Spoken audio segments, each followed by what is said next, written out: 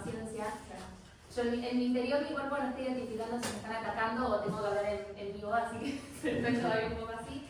Pero bueno, quiero agradecerles a los chicos por invitarme acá y contarles un poco que, bueno, ellos pusieron el título a esta charla, así que un poco me pusieron a mí a investigar, pero también a rezar mucho esto, me sirvió muchísimo para hacer ahí un proceso espiritual.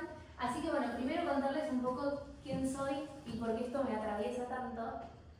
Soy Cami, puse esta foto ahí, que tengo pocas fotos de chiquita, así que está con cara de pícara.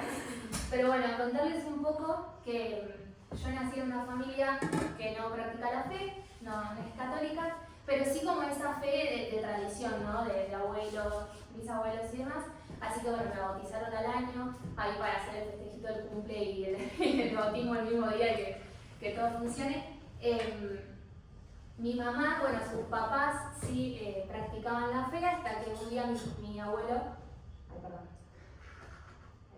Yo en 5 minutos agarro bien. Bueno, ahí va. Mis abuelos maternos, resulta que un día mi abuelo, tuvo una desgracia así económica de estar a punto de perder una casa, de perder un auto y demás. Entonces, un vecino lo invitó a la iglesia evangélica y él empezó a participar de esa iglesia donde él encontró tal vez más respuestas. Y esto generó como un quiebre bastante grande con el matrimonio de mis abuelos. Mi abuela yo no la llegué a conocer, pero me dijeron que tenía un carácter bastante fuerte, así que una sola vez la puedo llevar a la iglesia y fue un desastre. Así que bueno, mi mamá como que tiene un poco esa herida tal vez de esa fe de sus papás y algo que ahí se rompió. Entonces decidió tal vez alejarse un poco de la iglesia como para no generar conflictos. Después, bueno, paralelamente a eso, mi familia paterna se convirtió toda a los testigos de Jehová, así que nada, son muchísimos ellos. Primero empezó uno y después, bueno, fui invitando al resto, así que hoy en día la gran mayoría practican esa ley, dice mi abuela paterna, igual esa ley. Bueno, y uno de mis hermanos, también en búsqueda de su espiritualidad, entró a la iglesia mormona, así que se imaginarán que yo nací tipo, bueno, que será Dios, que es la iglesia, no sé, pero bueno, si hay algo que a mí me marcó desde muy chica, es que entre todo este lío, mi papá tuvo la gracia de nacer muy cerquita de Fátima, ahí a 10 minutos literalmente en auto de Fátima.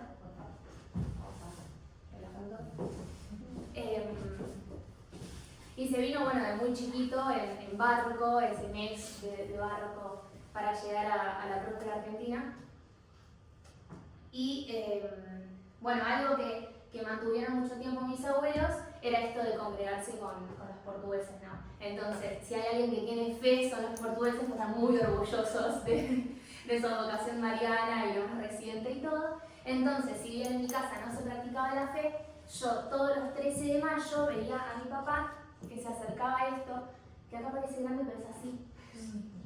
Era un tríptico que teníamos en mi casa y yo veía cómo ese hombre, que es durísimo, tipo criado en el campo, que de espiritualidad ni le hablen, él iba con una velita y se la ponía a la Virgen los 13 de mayo. Y yo tengo como ese recuerdo muy atesorado en el corazón porque me acuerdo de chica verlo y que me enternezca y no decirle nada porque si le decías algo era como que se iba la espiritualidad. Entonces nada, y bueno, crecí un poco como con este ejemplo y tuve la gracia de que el único colegio semi-privado que había en Villaliza, donde soy yo, era católico, entonces un poco me sirvió para poder como empezar a cuestionarme mi fe y al final, bueno, me terminé convirtiendo por una cosa por la otra historia bastante más larga. Pero bueno, todo esto nos lleva a decir que si hay algo que en mi familia, en mi casa, o así en toda mi gran familia, les falta en todas estas iglesias a las que ellos participan, es la imagen de la Virgen. Entonces, a mí como que me costó bastante poder encontrarle un lugar a María en mi fe, porque yo es, bueno, Jesús, tipo, es de lo que hablaba mi abuelo, es tal vez, bueno, tío que hablan de otras cosas, no importa, pero bueno, me costó encontrarle ese lugar porque siempre como que había mala recepción a cuando mis abuelos, no sé, tenían un rosario. Me acuerdo cuando falleció mi abuelo, mi abuela quería ponerle un rosario dentro del cajón por fe, porque decía, sí, el rosario, ¿viste? No sé si lo rezaba, o sea, ya no había así esa fe, pero una de mis tías era, ¿para qué eso? ¿Para qué van a poner eso? No sirve para nada, ¿no? Un amuleto que andás a ver. Pero bueno, entonces es algo que a mí me mueve bastante. Por eso, bueno, hoy los quiero invitar a hablar de la Virgen María y a que me acompañen un poco a hacer un recorrido por la vida de María, por el misterio, por cómo María nos agarra de la mano y nos lleva a conocer el misterio más grande que tiene nuestra fe, que es su Hijo, ahí su presencia en el Santísimo Sacramento. Así que bueno, para eso vamos a empezar. Primero, ¿les parece que empecemos con una de María? Esto iba a ser al principio, pero me olvidé, obvio. Así que nada, vamos a pedirle al Espíritu Santo ahí que actúe en todo esto y a pedirle el amparo a la Virgen. Del Padre, del Hijo y del Espíritu Santo. Amén. Dios te salve María, llena de gracia, el Señor es contigo. Bendita tú eres entre todas las mujeres y bendito es el fruto de tu vientre, Jesús. Santa María, Madre de Dios, ruega por nosotros pecadores, ahora y en la hora de nuestra muerte. Amén. María, Reina de la Paz, ruega por nosotros. Ahora ya puedo empezar. Bueno, vamos a empezar con esta cita que es de una carta del apóstol San Pablo a los que estén en Gálata, que dice: cuando llegó la plenitud del tiempo, Dios envió a su Hijo, nacido de mujer, bajo la ley, para redimir a los que estaban bajo la ley, a fin de que recibiéramos la adopción de hijos, y por cuanto sois hijos, Dios envió a nuestros corazones el Espíritu de su Hijo que clama Abba, Padre. Y esta es como una síntesis perfecta de lo que pasó y del lugar que Dios le quiso dar, ese lugar preciso que le quiso dar Dios a una mujer, ¿no? A la Virgen María. Cuando habla de la plenitud de los tiempos, no está hablando como de un tiempo en específico que se termina, sino más de una maduración, ¿no? en la historia de los cristianos, de esto que vino a hacer Jesús, que es cumplir con la promesa, esa promesa que Dios le había hecho a Abraham y terminar con la ley antigua. Entonces, es interesante el lugar importante que le reserva Dios a una mujer, ¿no? Así que, bueno, vamos a empezar. Para hablar del corazón de María, tenemos que empezar hablando más desde el origen, para entender un poco la figura de esta mujer. Así que nos vamos a dirigir a este oscuro Edén, más específicamente a la figura de Eva como la primera mujer. Eva constituida como madre de todos los vivientes en el orden de la creación. O sea, ella es nuestra primera madre en el orden de la creación natural. Esto es lo que nos dice la Iglesia. Pero bueno, como sabemos, hay una serpiente ahí, bueno. Nada, por la desobediencia de nuestros primeros padres, entró el pecado y la muerte al mundo y así perturbando la obra que tenía Dios preparada para nosotros, que sin duda es maravillosa y hermosa. Pero bueno, como Dios no se deja ganar en generosidad y en misericordia, volvió a elegir la figura de una mujer para que su descendencia le aplastara la cabeza a esta serpiente que nosotros provincialmente acá no vemos. Esto nos lo explica Juan Pablo II cuando nos habla de lo que él llama el protoevangelio, que es como ese primer evangelio, ese como primer anuncio que hoy puede identificar la Iglesia, que lo encontramos en Génesis 3:15, que dice así: dice Dios a la serpiente: pondré enemistad entre ti y la mujer, entre tu linaje y el suyo, esta te herirá la cabeza y tú le acecharás el talón. Bueno, acá me sentí de crack porque hago esto y como que desaparecen las palabras. Pero bueno, para poder interpretar un poco, la serpiente y su linaje, bueno, obviamente se refiere a Satanás. Esto ocurre inmediatamente después de la caída del Edén, ¿no? Sabemos que es Dios hablándole a la serpiente. Habla de Satanás y su linaje como todas aquellas personas opuestas a Dios o que siguen estas obras del mal. Por otro lado, habla de la mujer, que en una versión, o sea, en una interpretación teológica podemos estar hablando de Eva, pero si lo llevamos a una dimensión profética, esto puede apuntar directamente a María como la Madre de Dios. Entonces, cuando habla de el suyo, o sea, de su linaje, esto va directamente a Jesucristo. Después tenemos el tema de las heridas. Tú le acecharás el talón. Esta herida es de Satanás hacia el linaje de María, ¿no? Y habla un poco de la entrada del pecado, de la muerte, del sufrimiento, como que nos podemos anticipar un poco a todo eso que tuvo que pasar Cristo, pero como la historia no termina ahí, esta le herirá la cabeza, que es la derrota final a Satanás y esta muerte temporal con la resurrección de Cristo. Así que un poco que esto estaba escrito como desde el principio. Lo explica muy bien San Ireneo diciendo que el nudo de la desobediencia de María fue desatado por la obediencia de María. Lo que Eva ató con su incredulidad, la Virgen María lo desató con la fe.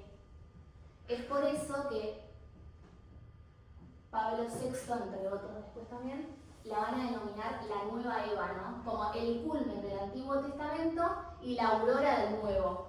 Esto a mí me parece todo épico cuando lo digo y cuando lo leo y cuando lo veo todo.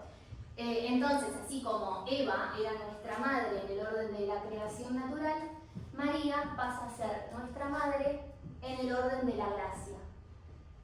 Y este título de madre no es solamente un título honorífico que nos da la Iglesia, sino es por la cooperación que tuvo en el tiempo del Salvador, ¿no? Es eso, tipo la cooperación que tuvo para restaurar nuestras almas, nuestra vida espiritual. Entonces María es nuestra madre, esto, en el orden de la gracia. Esto me parece súper interesante. Y también esto de madre tiene como una base física y también espiritual. Bueno, el ángel con María, que no. Y lo explica muy bien San Agustín, así que mejor que lo diga él. Pero Cristo es verdad, Cristo es carne, Cristo es verdad en la mente de María y Cristo es carne en el vientre de María. O sea, Jesús es verdaderamente hijo de hombre por gracias a María. ¿No? Bueno, para entrar. Jesús es verdaderamente hijo del hombre gracias a María. Porque Jesús toma su humanidad de la humanidad de María. Y esto es algo, es el primer dogma mariano del 431 Concilio de Éfeso de la maternidad divina de María. Ahora, entonces, siendo así, bueno, ahí hay una imagen del bebito con su mamá que era muy tierna. Jesús es verdaderamente hijo del hombre gracias a María, por lo que hay una íntima relación entre la encarnación y la Eucaristía.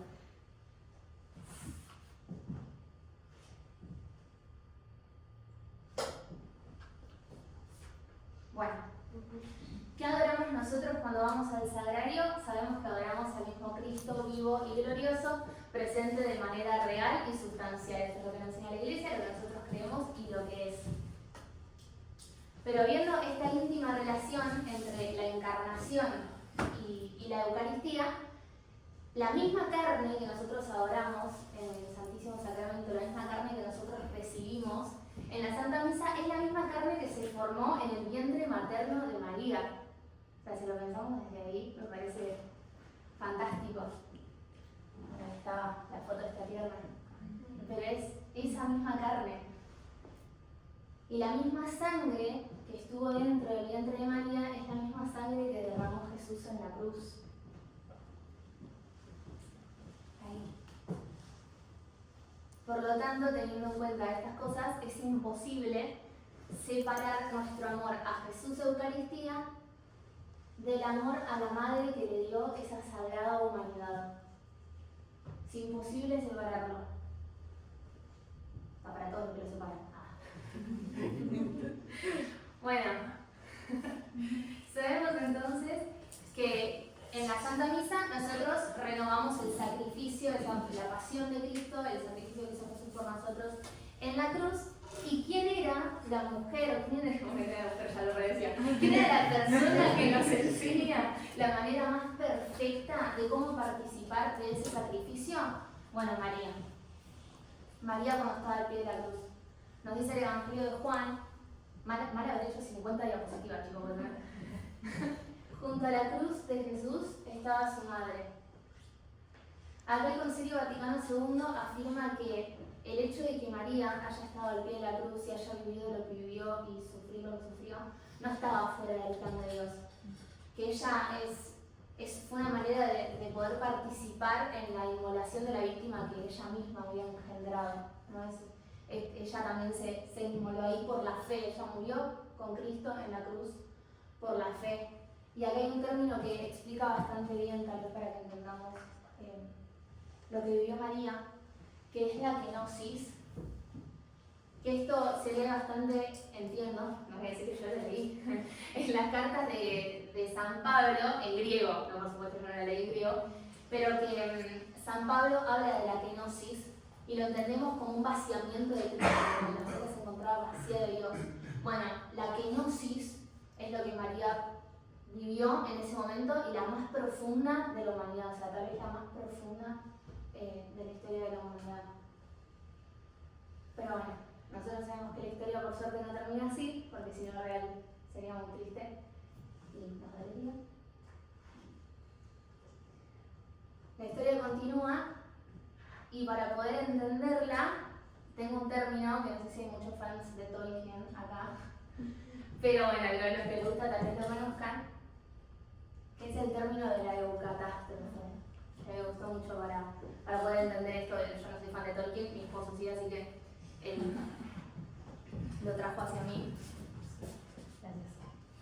Pero bueno, Tolkien define la eucatástrofe como ese momento en la historia donde parece que todo va a terminar muy mal, o sea que la derrota es inminente, pero de alguna manera hay un suceso que nadie se esperaba que termina haciendo que todo sea glorioso y tenga un final increíble. O sea, el mejor ejemplo para decir que es una catástrofe es el partido de ayer de Argentina.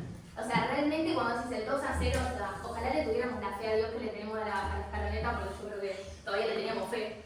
Minuto 70 y pico y nosotros decíamos, no puede ser, decís, no puede ser que termine así, esa sensación, ¿no?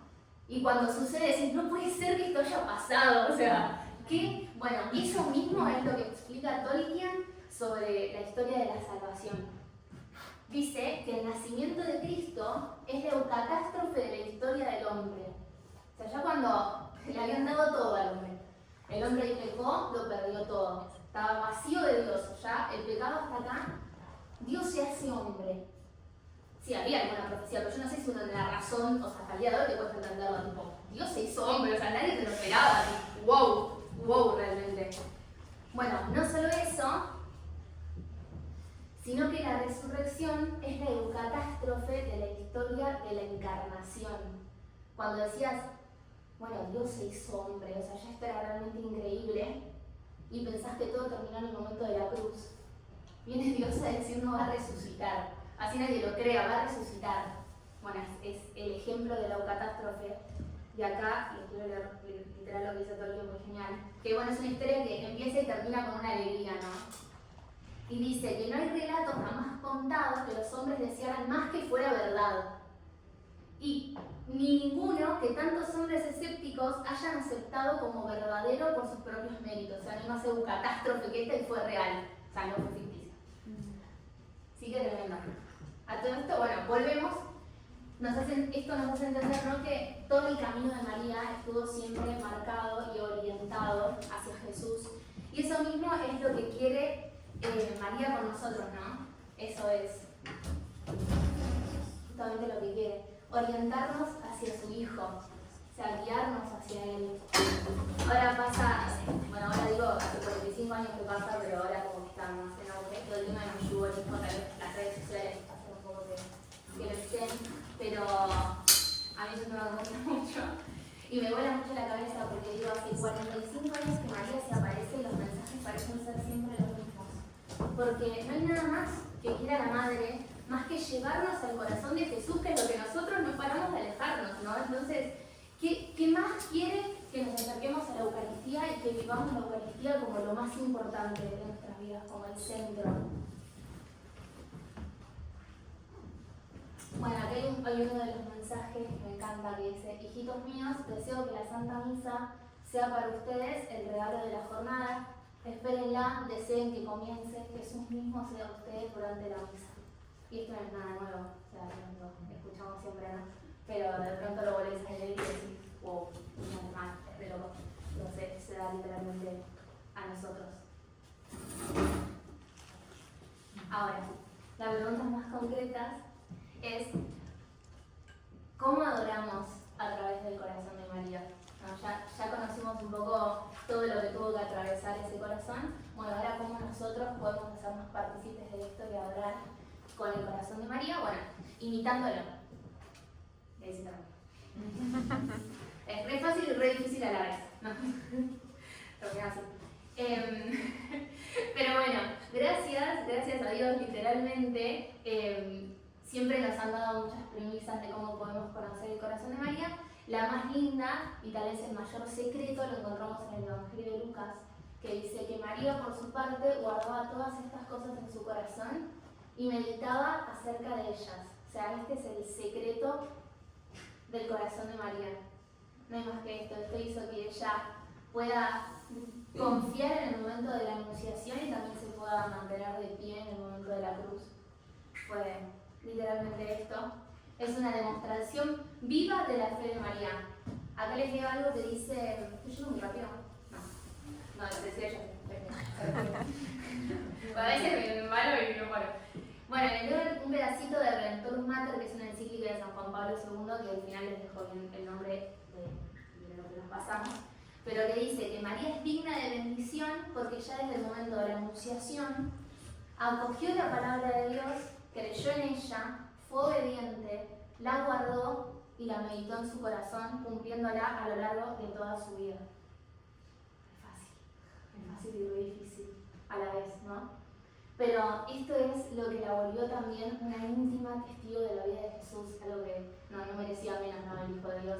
Pero pensemos que ese corazón guarda la infancia de Jesús, o sea, guarda los 30 años de vida privada de Jesús en Nazaret. Si ya a nosotros nos parece una locura eso que conocemos de él, imaginémonos lo que guarda el corazón de María adentro. A mí eso me vuela la cabeza.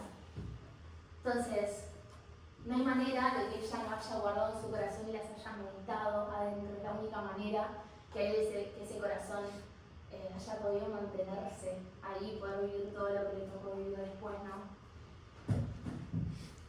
La Iglesia intenta asumir un poco esta actitud del corazón de María cuando, por ejemplo, intentamos salvaguardar la palabra de Dios, cuando intentamos investigar un poco más, querer conocer un poco más, siempre con prudencia, y cuando la vamos a conocer, ¿no? En todos lados, es un poco esa la actitud del corazón de María. Así que sencillamente poder imitarlo, el hacer silencio, el poder acoger la palabra, que nos cuesta un montón, ¿no? También las cosas buenas que le llevamos, las alegrías, nos cuesta guardarlas en el corazón a veces, y también las cosas que no entendemos, poder guardarlas y poder meditarlas. Y así también poder confiar más, o sea, la confianza que tuvo que tener esa mujer para entender que los caminos de Dios se iban a ir revelando cuando realmente no entendemos nada. Vamos a poner otra frase de San Agustín, explica muy bien todo. Pero dice que María concibió a Jesús en su corazón antes que en su cuerpo. Y aquí hay un término en latín que es ob audire, que lo podemos entender como la obediencia, pero también esa acción de como escuchar y obrar. Cuando termina el relato de la Anunciación y dice, y el ángel se alejó, continúa diciendo, María se levantó y partió sin demora. No dijo, el ángel se alejó y María se quedó diciendo qué, o sea, y se quedó mal y no entendía qué pasó, como, no sé, siento que hago yo cada vez que me pasa algo. Digo, no, María se levantó y partió sin demora, fue el audire literalmente en su máxima expresión, ¿no? Como el amar y servir. Y esta es la actitud que un poco el corazón de María nos invita a imitar, como poder vivir ese hágase, ese fiat, esa fe que tuvo María, o sea, la fe enorme que tuvo María, que fue capaz de creerle al ángel que se le apareció y que le dijo lo que le estaba diciendo, y la misma que la mantuvo inquebrantable en el momento de la cruz. Está, el fiat.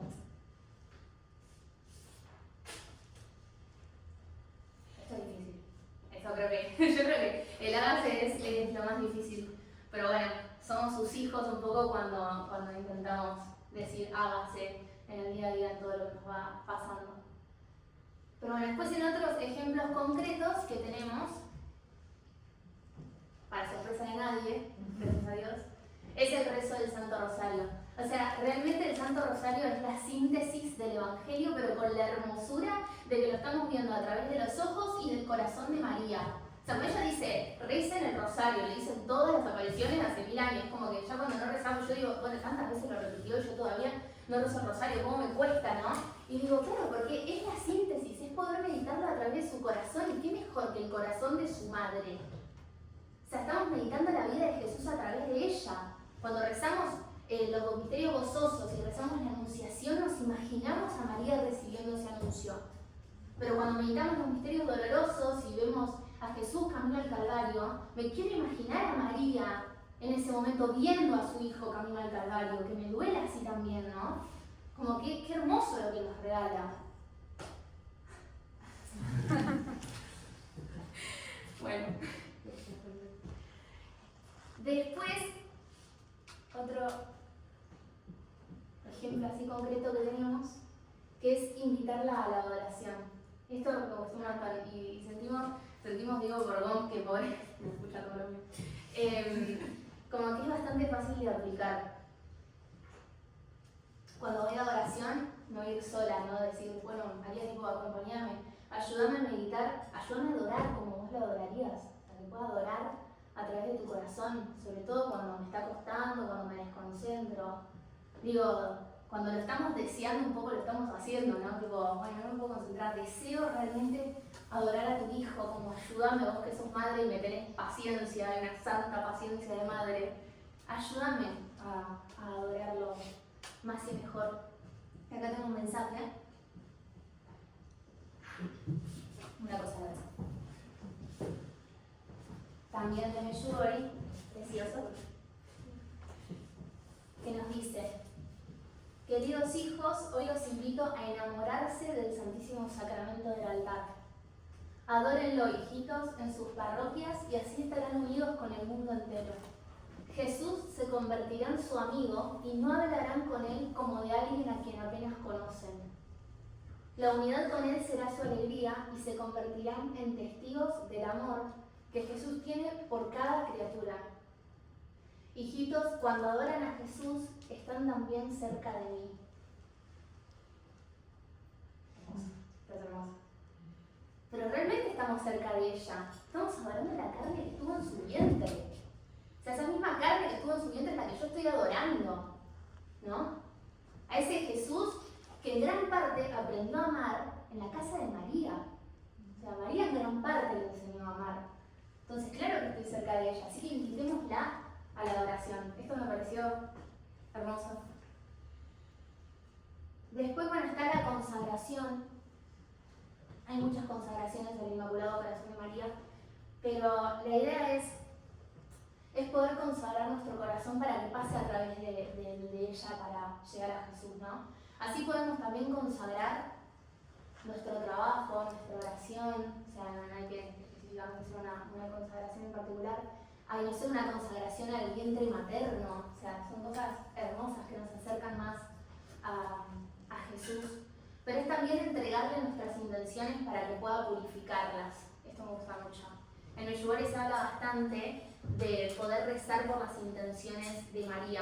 Y claro, digo, yo confío en que entre las intenciones de María voy a estar yo, vas a estar vos, va a estar Pepito, va a estar el que me pidió, no sé qué. Digo, sí, María obviamente que va a rezar por todo eso. Entonces, qué importante es rezar por las intenciones del corazón este tan puro que tiene nuestra madre. Así que un poco también los invito a eso. Y va a ir cerrando así rapidísimo. Bueno, decirles que nuestra vocación es al amor, ¿no? Fuimos creados por amor, fuimos creados para aprender a amar y para vivir amando. Y no hay manera de amar más perfecto que el de Jesús, esa entrega que hizo Jesús, y que tenemos la gracia de poder verlo en el Santísimo. Y no hay amor más grande al que María nos quiera llevar que ese de guiarnos siempre a los sagrarios que tantas veces están abandonados. Así que bueno, esta es nuestra vocación y tener una íntima relación con Dios es la única manera de poder llevarla al culmen. Y también decir que el Señor nos dejó el alimento perfecto, que es la Eucaristía, y la guía perfecta para llegar a ese alimento. O sea, lo tenemos todo, lo tenemos todo realmente. Así que, no sé si no me estoy olvidando de algo, sino algo tal vez más personal, por último. Que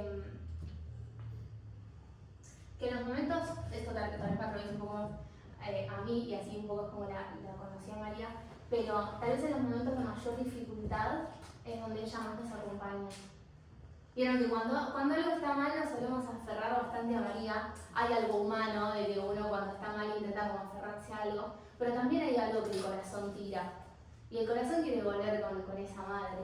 O sea, no hay nada más lindo que poder tener una madre que nos abraza, sobre todo cuanto más difícil se pone todo. Y esto no es casualidad, porque en nuestras cruces María está especialmente porque ahí nos fue dada. Jesús eligió el momento de la cruz para darnos a su madre, no eligió las bodas de Caná y en medio de la fiesta dijo, chicos, la madre, no, eligió el momento de la cruz, porque ahí realmente está. Así que bueno, dejarlos con esto. Espero que no haya sido todo muy a los chapazos, que es muy posible. Y les dejo también acá, bueno, hay una foto muy piola de Juan Pablo II, tanto la encíclica de Juan Pablo II como una exhortación apostólica de Pablo VI, que es básicamente lo que me basé para hacer esto, pero que tiene una riqueza tremenda. Si lo quieren leer, se lee bastante sencillo. Así que eso.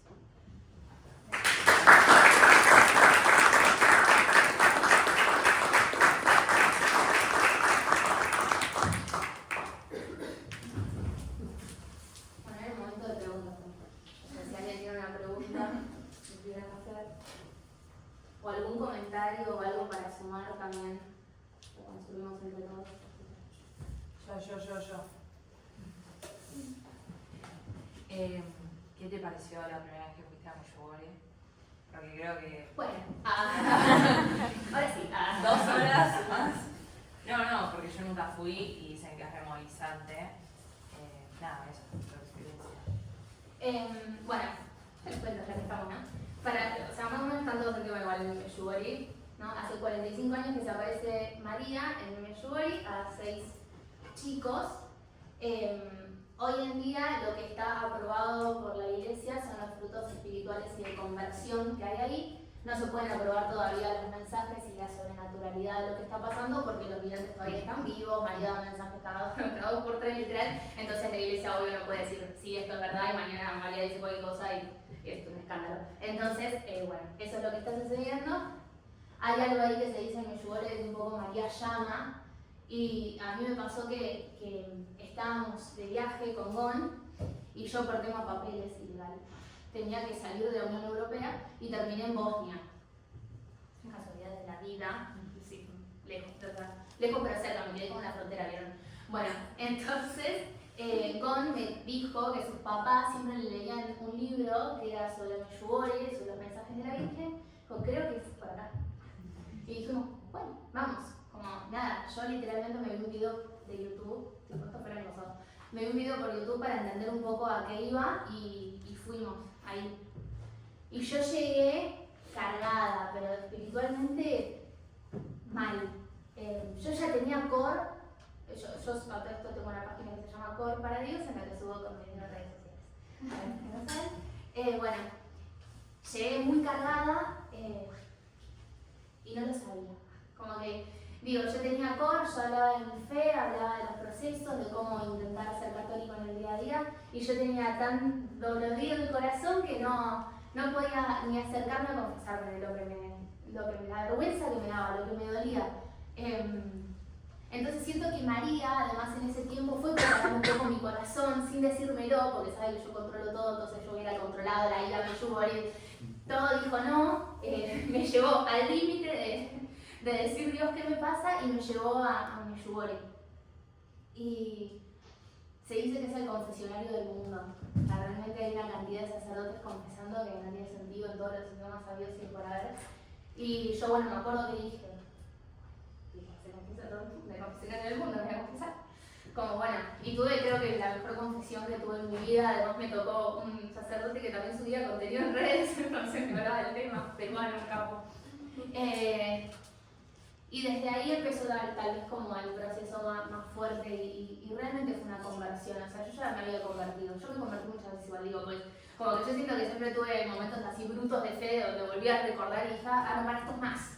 Yo no, antes no era, es ahora, ¿entendés? Como, bueno, en Meyugore fue un poco eso, yo antes no entendía nada, tipo, entiendo ahora, bueno, un poco así que realmente me atravesó mucho y este año volvimos, el 25 de junio fue el aniversario de los 45 años y estuvimos ahí en luna de miel, así que hermoso. Y nada, María invita a hacer una novena y suben todas las noches al monte y María da un mensaje, ¿no? ahí con videntes que ella cita. Y bueno, después te quedas esperando que dé el mensaje. Y algo que me pasaba bastante es que como que la gente me preguntaba, porque ¿qué dijo? Y hay algo como nosotros que decís, algo apocalíptico, ¿viste? Como, ¿qué está diciendo María? ¿Sabes? En un monte, tipo, va a decir. Y yo era tipo, no, dijo, hijitos míos, recen. Un día dijo, oren. Y yo, nada más, tipo, subimos el monte para oren. Y yo, y claro, tipo, si yo me bajo de acá y yo digo, che, rezamos rosario, no, mejor tipo charlemos, ¿entendés? Digo, ya me olvidé de orar. Como que al otro día fui a oración al Santísimo y ya, o pasé por el baile y dije, misa más tarde, ¿sabes que no hay misa más tarde? ¿Viste? Pero te dejo si una. Como digo, bueno, obvio que tiene que estar diciéndome oren, si es así, ¿no? Lo mismo que dice mir, que mir es paz. Dice paz, ¿qué más le vas a pedir al mundo si no es paz? ¿No? Entonces, son muy ricos los mensajes de Meyugore y hay libros también fantásticos sobre el tema, así que si quieren, para atrás. Bueno, ¿alguien? ¿Algo más? Yo otra vez un comentario. Bueno, el año pasado yo pude ir a Meyugore y algo muy lindo fue como redescubrir las letanías, ¿no? de María, porque básicamente es como que te llevan a ver como esa imagen de María, ¿no? en las diferentes palabras que va usando. Y me acuerdo que hubo una que a mí me quedó resonando mucho, que es Casa de Oro. Y es como esa enseñanza de María de ser nosotros como esos sagrarios, que nos invita como a ser también esos sagrarios ¿no? Y como de ser custodios de esa Eucaristía también, porque de hecho lo somos cuando recibimos a Jesús, ¿no? en la misa, y también estando en adoración, recibiendo sus palabras, como que estamos llamados también a ser como esa casa de oro. Y nos recuerda que es oro, o sea, como que somos ricos realmente, ¿no? Por la presencia de Jesús. Y algo que a mí me llamó mucho la atención es como que, al menos yo en mi expectativa de viaje el año pasado era, bueno, va a ser todo temática mariana, porque estábamos yendo a Meyugore. Y en realidad te das cuenta que todo lo que sea de María siempre termina en Jesús. Es como que ella realmente es esa mediadora y era ir a misa, adoración, ¿no? Como que no, ella no se pone en el centro, ¿no? Sino que realmente está ahí al pie de la cruz acompañando.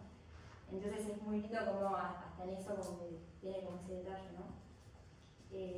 Bueno, me paso a agradecerte por tu testimonio, por tus palabras. Creo que también es lindo ver claramente como la fuerza con la que hablas, que creo que es como lo que llevas también en el corazón.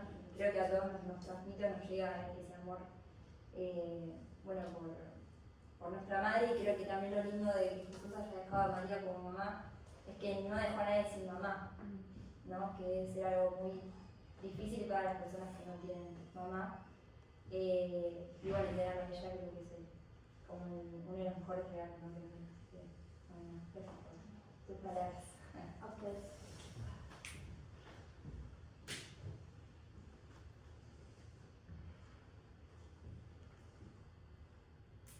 Bueno, ahí esto sumamos, ¿no?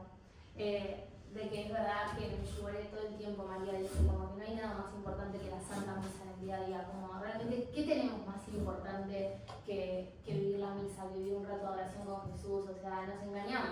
decimos, bueno, tengo tal cosa, no hay nada más importante.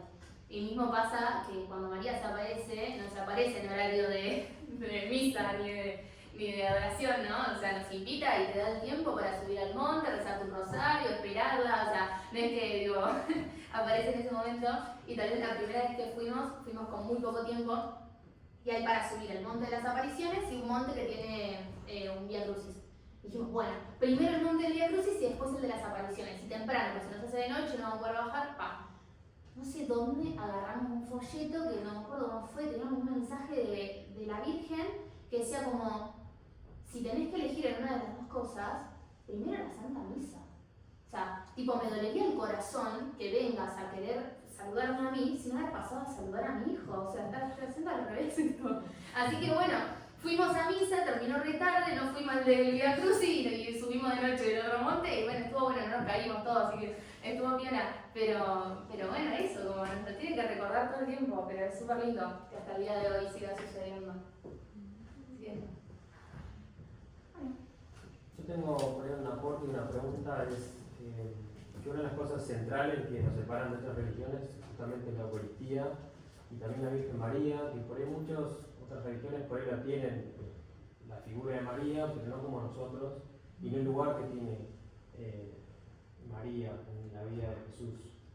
Y entonces la pregunta para vos es, vos que por ahí convivís dentro de tu familia con otras religiones, ¿cómo ves la figura de María dentro de, o qué otras, o preguntas que, y por ahí, no sé, discusiones o charlas, de decir, che, el lugar que tiene María no es el mismo que nosotros tenemos, le damos, y las demás religiones no. Es un tema realmente. Sí, ha habido muchas discusiones, más cuando yo me empecé a convertir, que me convertí muy en forma de torro, ahí que como yo de golpe yo aprendí esto, y ya está, como yo defiendo la verdadera, bueno, no, todo mal, o sea, todo lo que no hay que hacer cuando querés hablar de Dios, bueno, yo era esa, entonces bueno, me ha agarrado más una prima. Sí, desventaja, Testigo de Jehová y todo eso tienen la Biblia, no importa la interpretación, pero la tienen. Pero digo, no, porque dicen tal, y yo quedaba de cama. Así que era un poco difícil, pero bueno, sí en todas las religiones, por lo menos que rodean a mi familia, no existe la figura de María. Tal vez los evangelistas en la rama en la que estaba mi abuelo, vieron que hay muchas y piensan cosas diferentes, como que no niegan el dogma de la Virginidad de María, entonces ya hay algo que se derrumba. Y bueno, los otros dogmas también, entonces la realidad es como que la sacan del foco. Y yo digo, o sea, no están aprovechando la riqueza que tiene la figura de María, no digo, ay, me re enoja que no le den bola a María, como denle bola porque ella es la madre de Dios. No, tipo, ¿qué es lo que te estás perdiendo? O sea, tipo, la escalera más segura para llegar a Jesús. Entonces eso tal vez es lo que puedo llegar o lo que me puede llegar a doler más. Sí, con los testigos de Jehová es otro el asunto, porque ellos tampoco reconocen a Jesús como el Hijo de Dios, también por lo menos en la iglesia de mi familia. Entonces ya estamos ahí, y todo lo referido a la Virgen María es lo mismo, niegan los dogmas y demás, entonces como al final se pierde un poco la riqueza que tiene. Esa tal vez es la mayor diferencia. Y bueno, después sí, nosotros, no sé, caminamos a Luján. Lo invité a mi papá a caminar a Luján con 72 años, lo hizo por primera vez. Y chicos, lo rápido que va. No lo podía. No, y bueno, él te dice que no lo hace por la fe, ¿viste? Pero bueno, se lleva alguna intención en el bolsillo, yo lo sé. Pero bueno, yo sé que María algo ahí actúa en ese corazón y hasta el día de hoy ya la hizo ya. ¿Cuántas veces le hizo? ¿3, 4 veces? Sí. Yo pensé que era una y ya estaba, bueno, nosotros seguimos caminando porque él camina. Bueno, y por ahí pasa que él, viste, yo caminé Luján y claro, él cuenta a mi familia, yo caminé Luján y tipo, María, no te pediría nunca que hagas eso. Y bueno, sí, ya arrancamos. Entonces, bueno, me vamos callando. Así que nada, es obviamente que es difícil, pero yo creo que lo más triste es como la riqueza espiritual que se pierde en todo esto y que no hay nada más lindo que poder tener la María de